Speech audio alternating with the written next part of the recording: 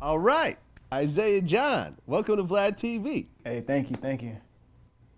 Okay, first of all, I just gotta say, Snowfall is my favorite show on television. I mean, Really? there's Game of Thrones, of course, Wow. but that's sort of a different kind of caliber, genre, whatever. Well, John said Snowfall is the ghetto Game of Thrones, so The ghetto Game of Thrones. Okay, okay. he said you never know who you're gonna lose. Okay, well, I mean, I think y'all are killing Power right now. Wow. Yeah, I mean, y'all are murdering Power right now. In terms of what I like to watch for realism and cinematography, the characters and everything, Man, I appreciate that. That means a lot to me. I love it. Brilliant show. I agree. So you've done a few TV shows before, right? I've done a few. I had a role in Barbershop 3, shout out to Ice Cube. Barbershop 3, and just short films in Atlanta, just for a while I wasn't even working, as an actor. It was hard for me to book roles, but yeah, just small roles here and there until Snowfall. So Right. Now, I heard that before you got the role of Snowfall, that you were actually working as a janitor at a high for 2 school. years. Yeah. I was a janitor at a gym in my town, Fayetteville, Georgia. I was a janitor for 2 years, and man, just struggling. Just struggling. It was crazy. It was a crazy time period. Yeah, I mean, that's really the struggle right there. So you would basically sit there and clean up garbage and then go audition. Right, because even after I filmed, like when I was in Barbershop 3, I was only on set for one day, and the next morning I woke up at 5 o'clock in the morning to go clean bathrooms. So I went from being on set at Barbershop 3 to being back at the gym cleaning bathrooms the next morning. So, it's just, but it all, it built character, so it was bad, but, what can I say? I'm here now, so. Yeah, well, I mean, everyone who's made it, I mean, I was homeless at one point, Yeah, and wow. I remember not having enough money to buy food and so forth. Yeah. I think that the struggle is what really creates the greatness. Exactly. So I'm not upset about the struggle at all. I wouldn't have it any other way. I learned a lot through the struggle. So. Absolutely. Now, what led up to you actually getting your role in Snowfall? Man, well, my manager, because a lot of people don't know that Snowfall did a pilot in 2015 that FX liked, but they wanted to recast. So my manager has known about it since 2015, but I missed that go around with the casting. So when she saw that they were recasting in 2016, she jumped right on it. She emailed the casting director, and the casting director was like, he'll be perfect for the role of Leon, but I'm not casting this right now, so I'll keep an eye out. So we waited, and when I got the call to audition, at first I was like I was discouraged because I was not working. I couldn't book at all. And what I was hearing a lot in Atlanta was, you don't look urban enough. That's what I heard a lot from the Atlanta casting, like some Atlanta casting directors and projects and things like that. So I was like, I'm going to do this audition, but I really don't feel like they're going to choose me. I'm all the way out in Atlanta. Like, I'm not going to get my hopes up. So I did the audition. My manager, she kept coaching me like, no, do it better. So I was like, all right, fine. So I did it, and I submitted it, and then like a week or so later, they called back and was like, we want to fly Isaiah out to do a chemistry read with the lead, Damson Idris. I was like, whoa, like, I did not expect that. So they flew me out. I was still a janitor at the time, flew me out to LA, and it's supposed to be a 3-day trip. So I was supposed to have a return flight on Thursday to come back to Atlanta. So Wednesday was my callback. So I go Wednesday. At this point, I'm like, man, I'm here. I have nothing else to lose, so might as well just kill it. So actually, in the pilot, the scene where we're on the bus and I like spaz on the old man, that wasn't even in the pilot. That was what they wanted me to improv. They had me and Damson improv that scene. They loved it so much that they wrote it into the pilot. And so that was amazing in itself. So I auditioned later on that day, got the call that, I booked the role. That's like, all right, you can call your job now and quit. So I was like, whoo, that was the best news. So I called my job, said, yeah, I can't come back. I'm just going to film this TV show out here in LA. And, they knew I was acting, so they weren't too upset, But yeah, it was a crazy journey. Okay, so what exactly does John Singleton do on Snowfall? Because he's the executive producer, but he's not the director. Well, he directed the season finale, Okay. and Snowfall was basically him it was like a group thing. It was his idea, you know. It was his story, and he really wanted this to come to life because this story hasn't been told in this kind of way, you know. So he was on set all the time. He definitely had his, you know, his input in everything, and you know, just being there to mentor me because you know I'm not from California and I'm not from the '80s, obviously. So you know, just being there to talk to me. We had Dub C as a dialect coach on set, so that was insane. Like he is like one of the realest dudes ever. Like he was really a huge help in helping me create my character, and you know, with the stance and the lingo. Like, you know, he's like, hey, homie, you gotta, you know, so it's just like really West Coast. So just having them on set, John and Dub, like it really helped everyone get into that 80s, you know, West Coast vibe, you know, especially with, you know, Damson and, you know, Malcolm Mays, he plays the role of Kevin. You know, he's from LA, so, you know, he already knew the ins and outs. But for me and Damson, like having John and Dub there was like amazing. Amazing, yeah. I mean, Singleton is really one of the greats. Yeah, yeah. Boys in the Hood was a game changer. Yeah, classic. And you know, when I watched the first episode of Snowfall, I got that Boys in the Hood feel from it. Like with the way the cameras were panning and the look and feel of it. Yeah. Like I felt like this was a continuation of Boys in the Hood in a way. Right, well actually, this would be, if anything, this would be like a pre-Boys in the Hood because this is before crack. You know, this is before people had bars on their windows and before the neighborhoods were really bad. You know, so if anything, Boys in the Hood would have been, you know, after Snowfall, you know, when it comes to time-wise, you know, time era. So, yeah. Yeah, no, that's dope. That's definitely dope. Yeah. So the crazy part when I was actually researching this is that the main character, Franklin, which is played by Damson Idris, is actually British. Yeah, he is. Yeah. The fuck, man? Like the British actors take all our roles, man. That's some bullshit. Look, one thing I can say is Damson is talented. You know, if anything, regardless of him being from London, like he is very talented. Like, you know, and the thing is, he's not from the best neighborhood in London either. So, you know, I've never been to London, so I'm not a witness to it. But you know, it's just we all come from a struggle, and I feel like that's where he can connect with his character. The fact that they both come from some kind of struggle, he's just not American, you know. So some people just don't like that. No, but I had no idea. Yeah, like, yeah, a lot of people. He's sitting there with like a straight American West Coast accent, and then what? Cut, and then suddenly he's like, yeah, you know, bro. So I'm just gonna go over here, and I'm like, huh? Yo, you should have seen me the first time I saw him in the table read. You know, we're of course we're reading lines, and I'm okay. He's American, but after it's all done, he's like, yeah, bro. Like it's just nice. I'm like, wait, what? You're from the UK? Like this is what you're doing now? Like, yo, that's crazy. But the fact that he can do that is just dope. It's dope. Well, yeah, I mean, a lot of people do it. I mean, Idris Elba, of course. Yeah. You know, I had no idea that he was British in The Wire. Yeah, a lot of people didn't know. Way later. Yeah. I mean, just a lot of people. And it feels like the British can do the American accents, but the Americans can't really do the British accents too. Well, look, I'm here to tell you, I told Damson, I said, y'all want to take the roles? Cool. It's not even about them taking the roles. This is what I'm going to do. I'm going to either go to London or just be around you and all your friends. I'm going to pick up that accent, and I'm going to go into my auditions with a London accent and then turn it off. And I'm going to just finesse. I'm going to finesse. But, I mean, the way I feel like, I don't know. I feel like because when I'm out with Damson, it's just like people are just fascinated with the fact that he can, you know, turn it on and off. It's a fascination because it's hard, you know, to go to a whole nother dialect. Like, it's not easy, you know, so that's a lot of work in itself because there's a lot of people from the UK that can't do an American accent, you know, even if they try, you can still hear their accent. So the fact that he can do it, that just shows talent, you know? Yeah, I mean, he nails it. Yeah. I mean, like I said, when I looked into it, I'm like, no, not again. Really? Not again. That is funny. And you know, I interviewed Wood Harris. A lot of the HBO actors too, if you even to look at Empire, Boardwalk Empire, Al Capone, British.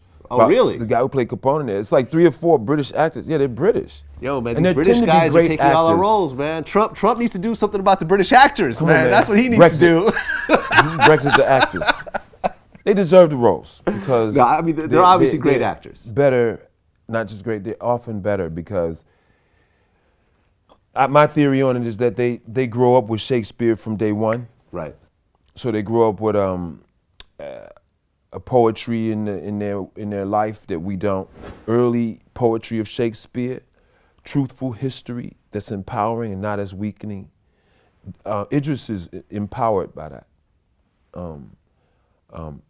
All of the talents are empowered by it, white or black European talents, because they just know the truth. Yeah. They come over with more of the truth. And so with that out the way, now they got the truth. Now they can go act better than me. Because I got the inferiority switch that needs therapy in a sense. You know, when I say I mean we, Americans, black or white, we have switches that are in the DNA that belong to 100 years of bullshit that never got therapy or cleared up or truthfully told to us. If you don't go find your own truth in America, you will not grow up with the truth. Yeah. He was telling me that there's a group of actors, you know, like it was him, John Boyega, and a few others that are just popping right now here in America. And they all were from the same class, like the same group in London. Like, and that's one thing, you know, about the UK, like that's what I've noticed is that they stick together and they motivate each other and they, you know, they continue to grow together. You know, that's hard to find. Well, for me, it's hard to find that in Atlanta, you know. So luckily, my older sister, she acts as well. So we have each other to just, you know, bounce off of each other. So it's just, that was a big help in itself. But yeah, they definitely help each other out and they win together, I must say. They win together. Yeah. Now, I just watched the second episode. Mm-hmm.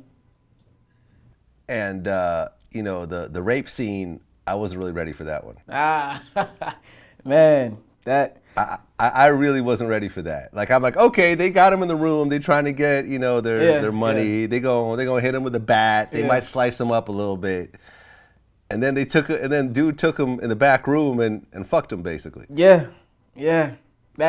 Look, man, apparently that's like the prison stories, you know? That's what happens in prison. But yeah, when I saw that, I was like, interesting way to get the money, you know?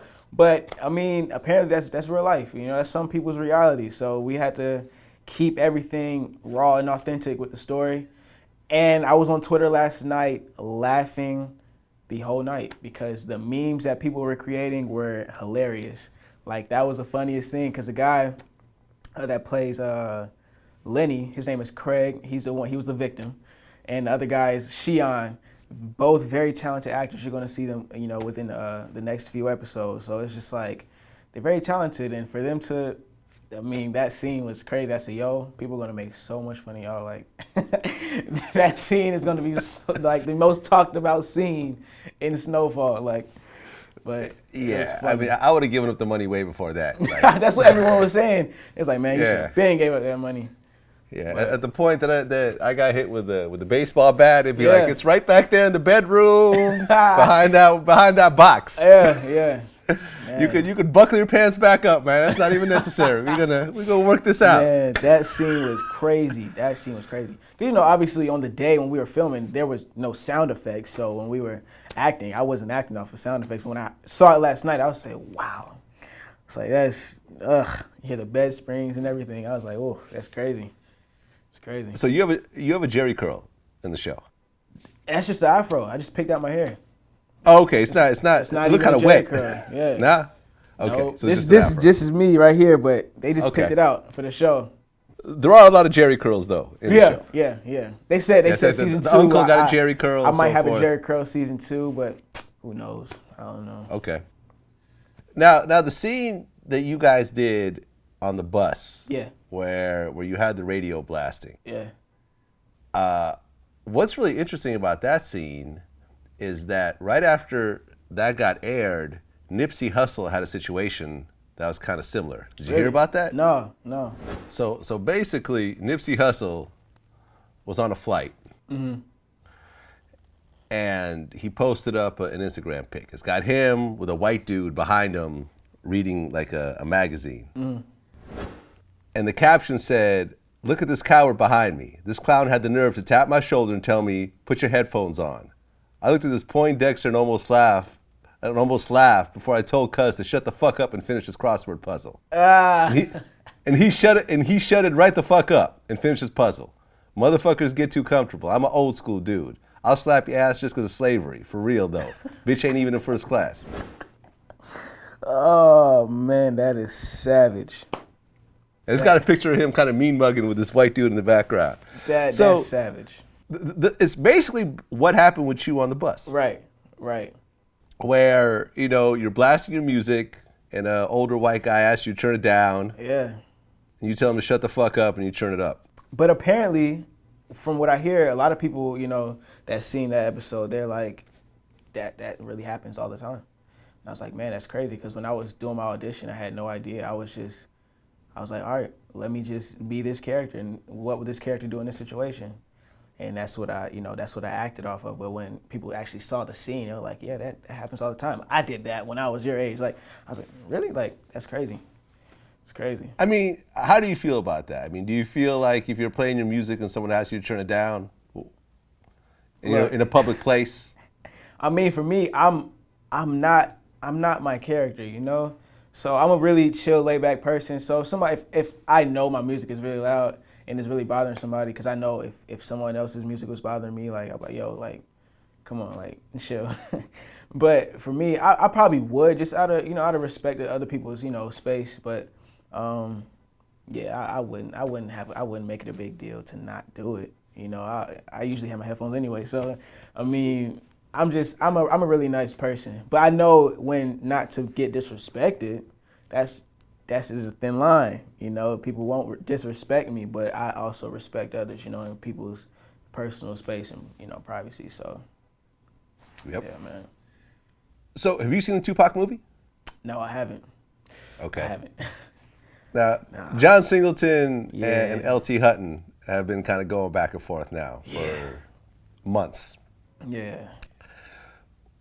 Working with John Singleton, what's your take on it? I mean, obviously, I feel like if he were to do the movie, I haven't seen it, but it would be different. It would have been done differently. I really want to see the movie, because I've heard a lot of mixed reviews about it. So I want to see it for myself. I haven't had the chance and the time to see it yet, but I definitely will. But I mean, just because everything John does I feel like is different and, it's necessary for the time that he does it. So I feel like if he were to do it, it would be a different outcome. But I really can't, I mean, I would have loved for John Singleton to have done it because I think Benny Boom wasn't able to pull off what should have been pulled off. Right, and John and Tupac were really close, so I feel like it would have only been right for him to do it. But, too late for that. He said he's not doing it. Well, yeah, I mean, the movie's already out. I mean, I guess the thing is also is that in an original script, John Singleton had a scene where Tupac got raped in prison. Mm-hmm. Which kind of reminds me of the rape that happened in Snowfall. I was seeing that on Twitter. I was like, oh man. Wow, you know something? I didn't even think about that. But he wanted Tupac raped in prison, and he had this one dude raped in Snowfall. I guess he got it out of system. Man, I mean, I don't know what to say about that. I mean, because there's a group of writers, so I'm not even going to put that all on John. And say that was his idea, but then again, I don't know. So, I mean, he co-signed it. He's the executive producer. You got a point. He said, keep that rape in there. That ain't going nowhere. That's right. We need some more bed springs. Hey, you know what was crazy about that scene too is because when it started happening, I'm like, he just beating him up or something, right? Yeah. That's he just don't want other people. And then y'all start talking. You're like, yo, is he fucking him? Like, what was the dialogue? Like, do you remember what the dialogue was? Yeah, he was like, oh, I think he's killing him. I was like, nah, he ain't killing him. He giving it to him. Like, yeah, that was insane. That was insane, man. Just reading that on the script, I was like, wow. Yeah, and then they open the door and you see the dude with his pants down. And yeah. It's over. What was weird was, I mean, I don't know whether it's going to be worked out the next episode, but you don't actually see how the money gets divvied up. Because it almost looked like dude ran off with the money, like the guy who raped him. Oh, yeah, he did. He definitely ran off with the money. He didn't give us any money. He saw how much money. He saw how much money it was and dipped. Like, cause at first, and at first he didn't know how much money. We just said a couple grand, but in reality it was $32,000. So he was like, "What? These little kids? I ain't giving them their money back."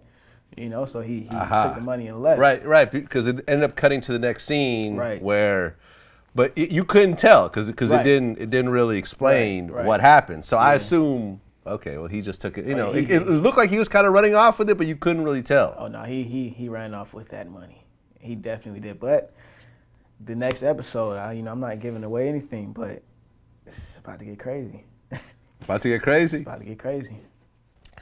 Well, yo, man, I love the show. Hey. I love the show. I love what y'all put together. I love the feel of it. Yeah. You guys definitely, because a period piece is hard to pull off. Mm-hmm. You know what I'm saying? Yeah, It's hard to get the feel of essentially 30 years ago. Right. And now that I've done Snowfall, I actually, because before Snowfall, I was like, I don't know if I can do or even pull off a period piece, but I actually prefer them now because it shows, to me, it shows some type of range. Because if I were to do like the same kind of role, but in 2017, it's people gonna be like, oh, this is another gangster role. But the fact that it's a period piece, that gives it a different feel to it, so people can have a different type of respect for it. So I actually prefer period pieces now than I do, the more modern pieces, But yeah, and the music selection, yeah, it's crazy. Phenomenal. Crazy. Phenomenal. Whoever's the music supervisor on that needs an award. Yeah, she's amazing, man. Just even the pilot, the opening songs and everything, like that Cutie Pie song that they got me playing everywhere. I hear that everywhere now. I'm like, oh, there goes that song. I'm like, but yeah, the music is amazing, man. Amazing. Well, yo, man, congrats for being on the show. I appreciate Like I it. said, I love the show. I can't wait to see, how it ends this season. Man. And has it been greenlit for the next season or no? We're still getting ratings in, but I mean, we got the whole tax incentive thing, so I feel like we're definitely going for season 2. Speaking that out. Okay. Definitely speaking that out. I can't wait, man. I can't wait. I can't wait for everyone else to be on it too, because I feel like not everyone's really on this show yet, the way they're on other shows. Yeah. Like Power and Empire and so forth. Right. Definitely looking forward to it. Congrats on what you've accomplished already. Oh man, I appreciate it, man. Thank you for having me. I've never imagined I'd be here. Never. All good, man. This is just the start. Oh yeah, You're about definitely. to do big things. I can already see it. I appreciate it. All right, man. Until next time. All right, man. Peace.